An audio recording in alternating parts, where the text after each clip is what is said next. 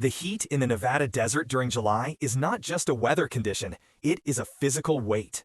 It presses down on the cracked asphalt of the Advanced Combat Training Facility, distorting the horizon into shimmering waves of mirage. It dries out the lungs and tests the spirit. But for Staff Sergeant Mara Keene, the oppressive sun was a mercy compared to the freezing cold hostility she faced inside the wire. For 14 days, Class Bravo 12 had been running. And for 14 days, Mara Keene had been the ghost haunting the bottom of the roster. To the instructors, she was a puzzle. To her fellow trainees, she was a joke. On the rifle range, a place where the smell of cordite and the weight of a carbine should have felt like home, she was a disaster. Her stance was wrong, her grip was loose, her shots didn't just miss the bullseye, they drifted wide, kicking up dust in the berm, turning standard silhouette targets into monuments to her incompetence. During reload drills, her fingers, calloused, scarred, and rough, seemed to lose all dexterity. She fumbled magazines, dropping them into the sand, her hands shaking with what everyone assumed was the nerves of an amateur who had slipped through the cracks of the system. But the absolute low point, the moment that sealed her fate in the eyes of everyone at Bravo 12, happened on Tuesday morning of the second week. It was the stress inoculation course. Navigate a maze of razor wire and low walls while instructors fired paint rounds and detonated pyrotechnics to simulate the chaos of war. Keene was crawling through the dirt, her breath coming in ragged gasps. Suddenly, a flashbang grenade detonated 3 meters to her right. Bang! A thunderclap that tore through the air, accompanied by a blinding flash of magnesium white light. Every soldier knows the drill. It is drilled into you from day one of basic training. You flinch, you cover your ears, you reassess, and you move. You push through the disorientation. But Keene didn't move. She stopped. It wasn't a tactical pause. It wasn't caution. It was a total system shutdown. She froze. Her dark brown eyes went wide, staring at a point in space that didn't exist. Her body went rigid, locked like a statue amidst the smoke and the noise. She stood there for 15 seconds. In a firefight, 15 seconds is a lifetime. In a training exercise, it is an eternity of humiliation. Pathetic, an instructor whispered, shaking his head as he had to physically grab her harness and drag her out of the kill zone. The rumors started before the dust had even settled. In the communal showers that smelled of industrial bleach, in the barracks where 30 pairs of boots aired out, the whispers spread like a virus. "I heard she's a diversity hire," one soldier sneered while polishing his boots. "No, it's worse. She's a charity case. Probably a desk jockey from the Pentagon who needs a field badge to get a promotion." "I bet it's PTSD," another whispered, tapping his temple.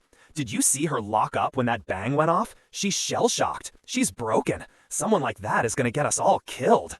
Keene heard it all. The walls were thin, and soldiers are not known for their quiet voices. She sat alone at a table near the window in the mess hall, her back pressed against the cold concrete wall. It was an old habit. Never sit with your back to a door, never leave your blind side exposed. She ate her tasteless food mechanically, staring down at the gray plastic tray, swallowing the insults along with the dry bread. Her left leg throbbed with a dull, grinding ache. It was an old injury, a souvenir from a place that didn't exist on any official map. And she disguised the pain with a subtle hitch in her step that everyone mistook for clumsiness. She was a gray shadow in a sea of crisp, eager uniforms. And then there were the Golden Boys. If Mara Keene was the embodiment of failure, Lieutenant Markham was the poster child for military perfection. He was the kind of officer they put on recruitment brochures. Square jaw, perfect teeth, a uniform that seemed to repel dust, and an ego that filled the entire room.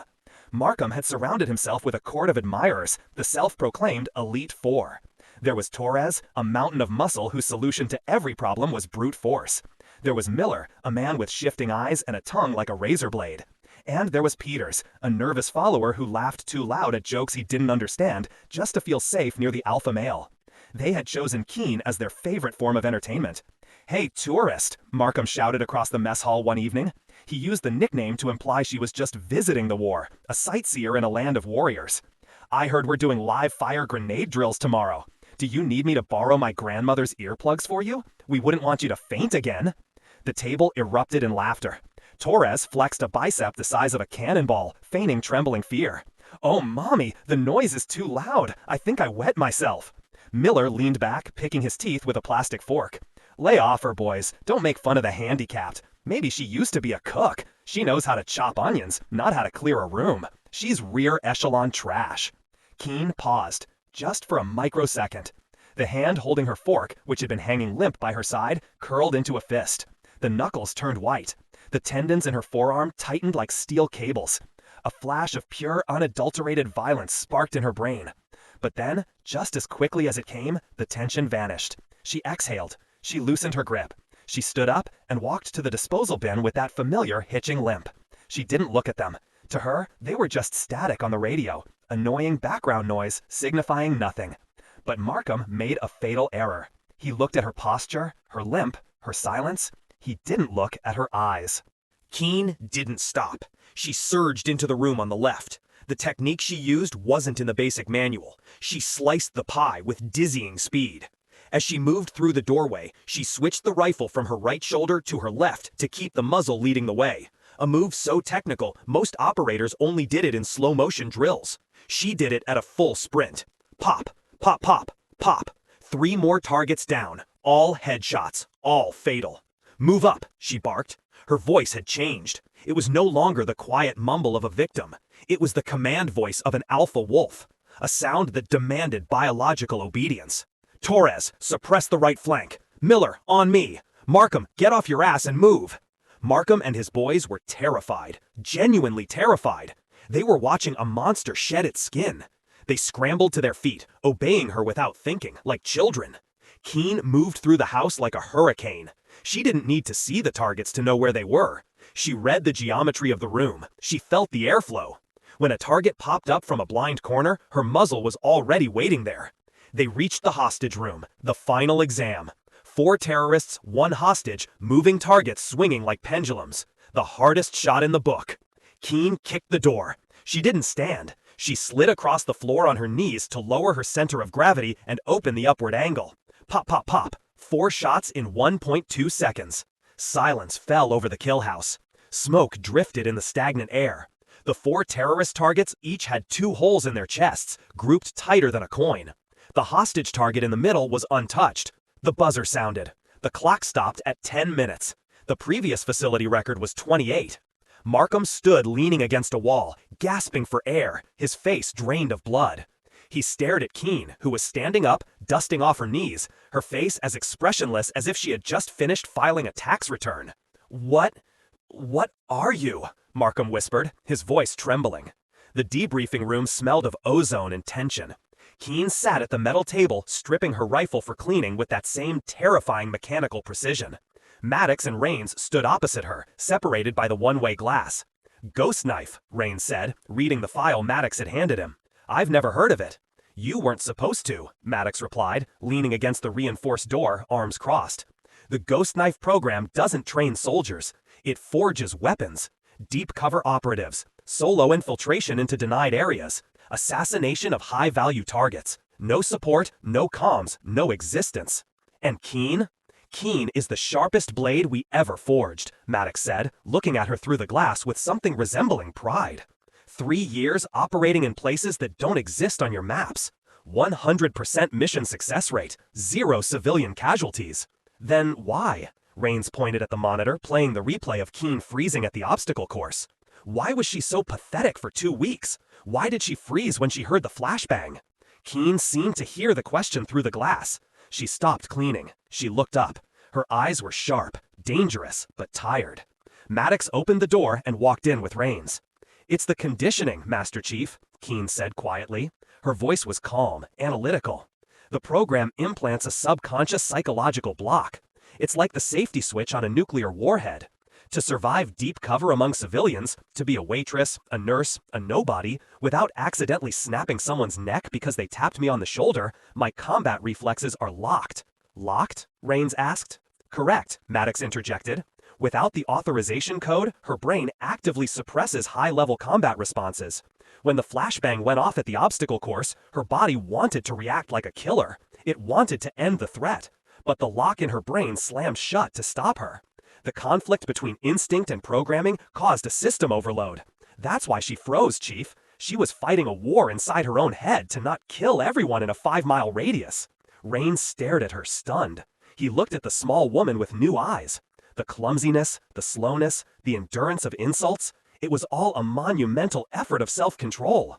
She had accepted the humiliation, the bullying, and the dismissal, all to keep the safety on, to keep people like Markham safe from her.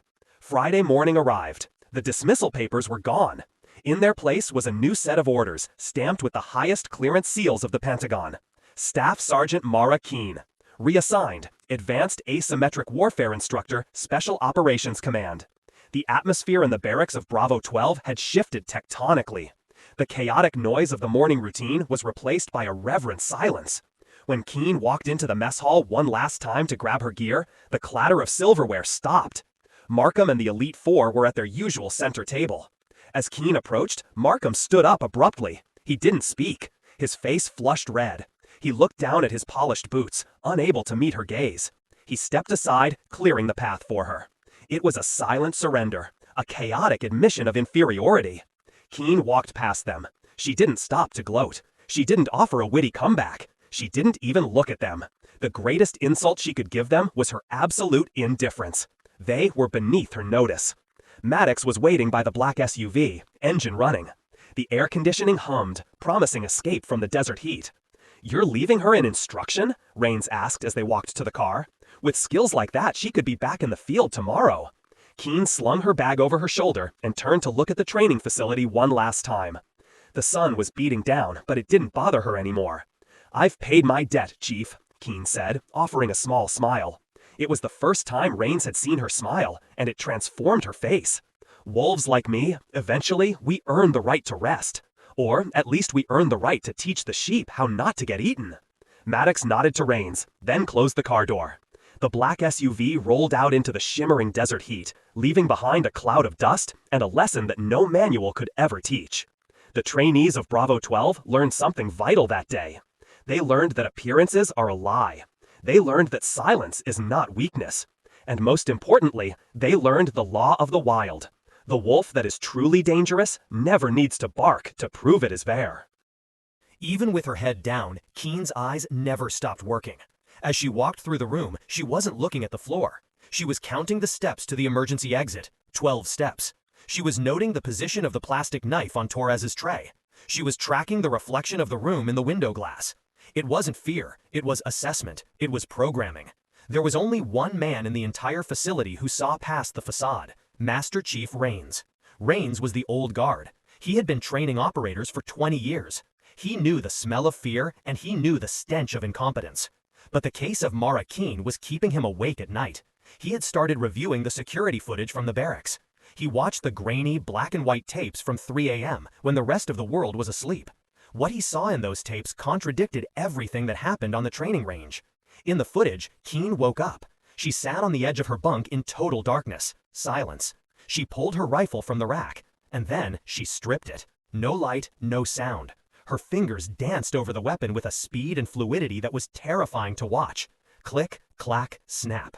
The rifle was reduced to a pile of components in 8 seconds. It was reassembled in 10. There was not a single wasted millimeter of movement. It was the fluidity of water, the precision of a Swiss watch. Raines sat in his office, smoke from his cigarette curling into the air, staring at the screen. "She's not clumsy," he muttered to the empty room. "She's leashed." But why? Why would a soldier with expert-level skills fail so spectacularly when a loud noise went off? Why the freeze? Why the act? It didn't matter. The military runs on paperwork, not hunches. Keene's scores were indefensible. The dismissal paperwork was already on his desk, stamped in red ink, unsuitable for duty, psychological instability. Tomorrow was Friday. Keene would be removed from the program. She would be sent home, a failure. Thursday afternoon brought the heat to a boiling point. The air was thick enough to choke on. The trainees were taking a hydration break, sweat soaking through their fatigues when the atmosphere in the yard shifted. The conversation died. All eyes turned toward the main gate. A vehicle was approaching. Not a transport truck, not a Humvee. It was a matte black SUV with tinted, bulletproof windows and government plates that didn't belong to any standard branch. It rolled past the security checkpoint with an arrogance that made the guards lower their weapons without asking for ID. The SUV stopped near the command shed. Dust swirled around the tires. The driver's door opened. The man who stepped out didn't wear a uniform laden with medals. He wore tactical cargo pants and a tight t-shirt that revealed a body carved from granite and scarred by decades of violence. He wore sunglasses that hid his eyes, but his presence hit the instructors like a physical wave of pressure. It was Commander Cole Maddox. The name didn't appear in newspapers. He didn't give press conferences. But in the world of special operations, Cole Maddox was a legend. Whispered in hushed tones. Maddox walked straight to Master Chief Rains, bypassing the salutes and the formalities. "Commander," Rains said, straightening his spine, "to what do we owe the pleasure?" "I'm here for Keene," Maddox said. His voice was deep, gravelly, like stones grinding together underwater. Rains sighed, shaking his head. "You're a day late, sir. Her discharge papers are signed. She's washing out. She can't handle the stress. She freezes under fire." Maddox's lip curled. It wasn't a smile. It was a baring of teeth. "You think that's fear, Chief? You think she freezes because she's scared of a little bang? If it's not fear, what is it? She stands there like a statue. She's a liability." "She's not scared," Maddox said, removing his sunglasses. His eyes locked onto Keene, who sat alone by the weapons rack in the distance, cleaning her rifle with slow, deliberate movements. "She's chained, and the chains are so tight they're locking her muscles." "I don't understand, sir." "You don't need to," Maddox cut him off. "I want her to run the final evaluation, the kill house, right now, and I want to be the one to give the order." The kill house. It was the nightmare of every trainee. A multi-story structure built of plywood and shipping containers designed to simulate an urban stronghold. Narrow corridors, blind corners, and pop-up targets. It was the hardest test, hostage rescue in a denied environment. Markham's squad was called up, and as a final twist of the knife, Keene was assigned to them. "Just great," Markham groaned, throwing his hands up. "We have to carry the anchor on our last day. Hey, Keene, listen to me very carefully. Stay in the back, don't touch anything, don't shoot anything. Just try to trip over your own feet. Do you understand?" Keene nodded, her face a mask of dull obedience. She held her rifle loosely, her shoulders slumped, looking like she wanted to disappear into the ground. "Breach!" the whistle blew. The squad kicked the door. Chaos ensued immediately. Markham shouted orders that made no tactical sense. Torres and Miller bumped into each other in the fatal funnel of the doorway, their bulk working against them. Peters missed a target standing right in the open, sending a round into the wall. "Damn it, Keene, watch the rear," Miller screamed, even though Keene hadn't moved a muscle. They reached the central hallway. It was a kill zone. 4 doors opening simultaneously, targets popping up everywhere. Markham froze. The sensory overload was too much. He didn't know whether to go left or right. The squad bunched up in the middle of the hallway, creating a perfect cluster for a grenade. Their score was plummeting into the negatives. They were failing. From the observation deck, 50 yards away, Commander Maddox picked up a radio. He didn't look at the scoreboard flashing red. He stared intently through the bulletproof glass at the small, slumped figure at the back of the stack. He pressed the transmit button. His voice bypassed the squad leader and went straight into every earpiece on the channel. It was cold, absolute, final. "Keene. Authorization code, ghost knife. Execute." Time seemed to bend in that moment. Those 3 words acted like a key inserted into a rusted lock, turned violently. Click. The slumped, limping posture of the tourist evaporated instantly. Her spine straightened, her head snapped up. The rifle in her hand ceased to be a heavy burden. It became an extension of her biology, a claw of a predator. Keene didn't run. She flowed. She stepped forward, using her shoulder to check Markham into the wall. It was a violent, precise shove. Markham stumbled, his mouth opening to shout an insult. Pop, pop. 2 suppressed cracks. 2 holes appeared in the tee box, the nose and eyes of a target hiding behind a sofa. A target Markham hadn't even seen yet.